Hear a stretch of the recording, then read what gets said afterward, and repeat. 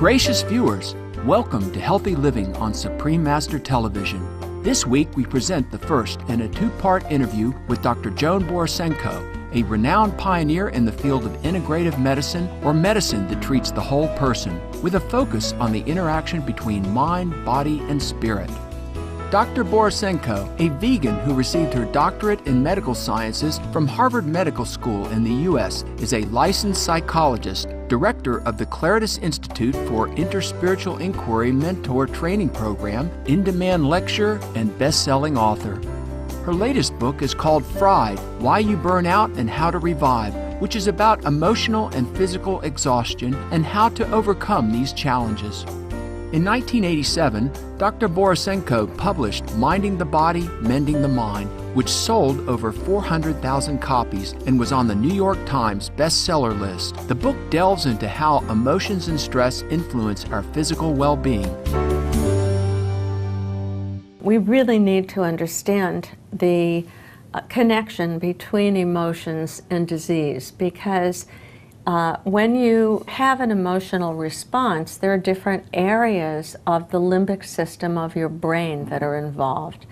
You have, for example, the amygdala, which stores images. So, for example, you have somebody who has post-traumatic stress who's been in a war, and they may have nightmares or repetitive dreams.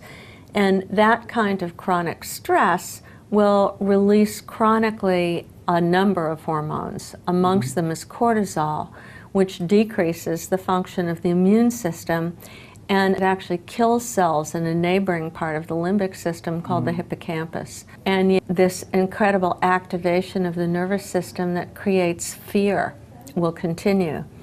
And what we know now, this is the work of Dr. Candace Pert, who has done so much work on what she calls informational molecules. She's the co-discoverer of receptor sites in the brain for opioids. If an opioid creates an emotional response, it's because the cells of the body are responding to that molecule, which is released by the brain, goes through the blood, and then, just like that, in a millisecond, it's bound to every cell in the body. So all emotions release slightly different neuropeptides, informational molecules.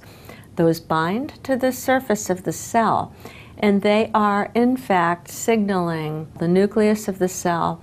They're signaling the genes to create different proteins, and therefore there's not only an immediate effect, but in the case of chronic emotions, a chronic effect on your genetic code that comes from emotions. And people haven't realized that. They'd say, what difference does it make? Emotions come and emotions go. But over time, they have a great deal to do with the longevity of the body. Positive emotions like love have a positive effect on the body. Chronically fearful emotions, as we've already explained, have quite a negative impact on not only your body, but your well-being.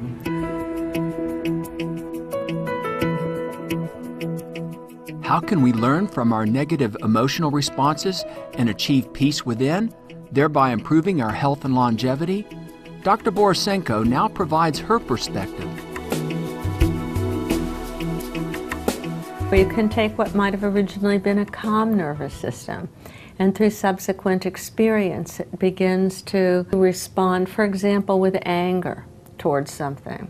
And then anger comes up, and all of their relationships are colored by this. So what needs to happen if a person has chronic emotional problems, unhappiness of this sort, or lots of anger or fear, is that two things need to be worked on. One of them is the possible childhood roots of that, the beliefs that they hold, the experiences that they've had, which entails a great deal of healing.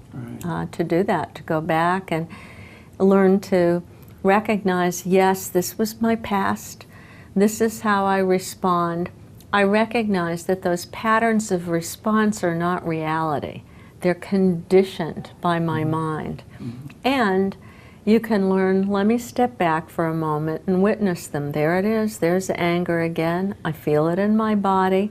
I'm not judging it as good or bad, but I can just do a couple of things here. Number one, take a look and say, is the anger at this moment a kind of guidance that I'm in a situation that's dangerous, that somebody has overstepped their boundaries? Because anger is protective. Well, we have to have it. All emotions are really important. So in other words, you're trying to see, is this my old conditioning or is this real? And then what you can learn to do, if you realize, wait a minute, I don't need any information from this anger, it's just an old mind habit, you can learn to alter your breathing. If you're a meditator, you already know this. You begin to breathe in a deep and slow way. It calms down your nervous system. And then without trying to chase away the emotion, you can just witness it for even a little while, 10 seconds, 20 seconds. And often it will simply dissipate or transform. It's just like you've cut through illusion and brought yourself really to reality in that moment. So those are a couple of ways to deal with emotions. But I always like to remind people that some emotions that are really difficult, for example, grief, we have to simply express and live with, because a lot of stress-related problems, I think, are due to the fact that we're not allowed to grieve. In many of the world's sacred scriptures, the virtue of forgiveness is highly praised. For example, in the Holy Bible's book of Matthew, it's stated, "Love your enemies and pray for those who persecute you, that you may be sons of your Father in heaven." As Dr. Borysenko explains, forgiving others has a great impact on our health and well-being.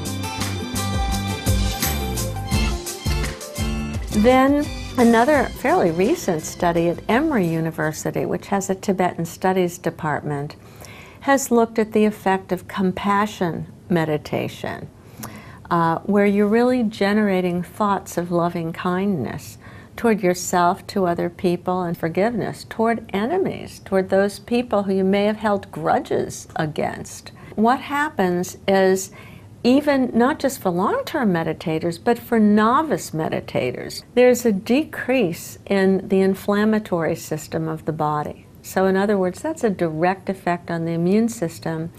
And inflammation is the final common pathway in most diseases. Everything from heart disease, because it's inflammation, for example, of the endothelium or inner layer of the blood vessels that allows plaque to build up. So you get rid of some of the inflammatory response, you're going to have less cardiac disease, a molecule released by a cell of the immune system. One of them, interleukin-6, has been studied. You get stressed out, levels of interleukin-6 get higher, your inflammation increases, and you're more likely not only to get heart disease, but osteoporosis, the frailty of aging. Practically every chronic disease that we know is impacted in that way by stress and relieved then by meditation. You can actually learn how to forgive. This is important, because what people do when they are holding a grudge is usually they're rerunning in their mind their grudge story or their regret story. I'm a terrible person. How could I have done this? How could I have hurt somebody? And every time you rerun the same story, you get the same hormonal response. So your stress becomes chronic through doing that. The feeling of gratitude also has a powerful biomolecular effect on the body.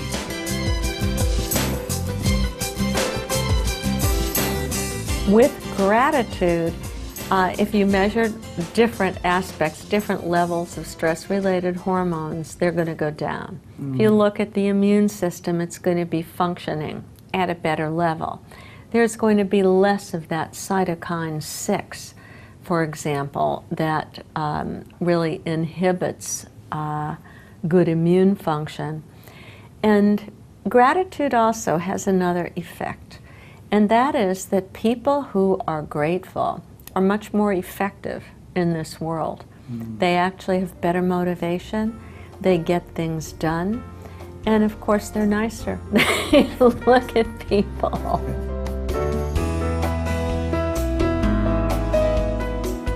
Not only can an illness be healed through a change in attitude, but the condition itself may act as a spark to awaken us to a greater sense of self.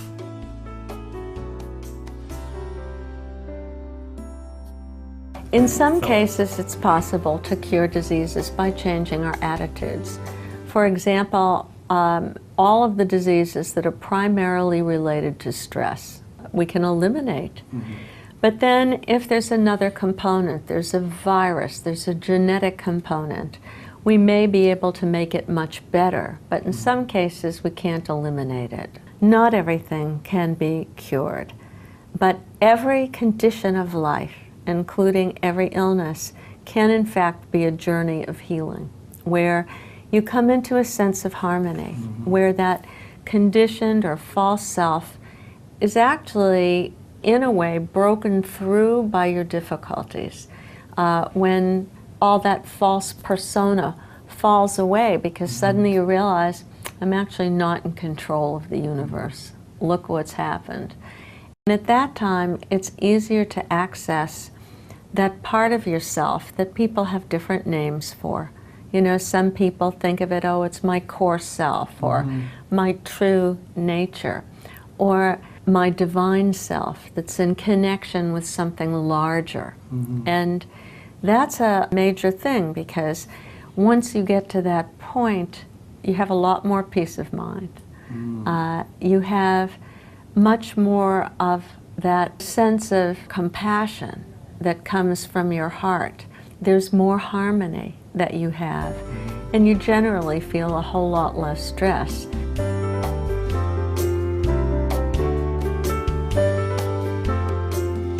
Dr. Joan Borysenko, we thank you for your time and insights into the role of emotions in the realms of wellness and healing. Your work in this field is surely helping many find more harmony and contentedness in their lives. For more details on Dr. Joan Borysenko, please visit www.joanborysenko.com. Fried, Why You Burn Out and How to Revive, and other books by Dr. Borysenko are available at the same website. Amiable viewers, please join us again next Monday on Healthy Living for the conclusion of our intriguing interview with Dr. Borysenko, where we'll learn more about the benefits of love, meditation, and a plant-based diet. Thank you for your presence today on our program. May we immerse in heaven's love, protection, and light as we learn to sow seeds of gratitude, happiness, and peace. For more details, please see www.suprememastertv.com/HL.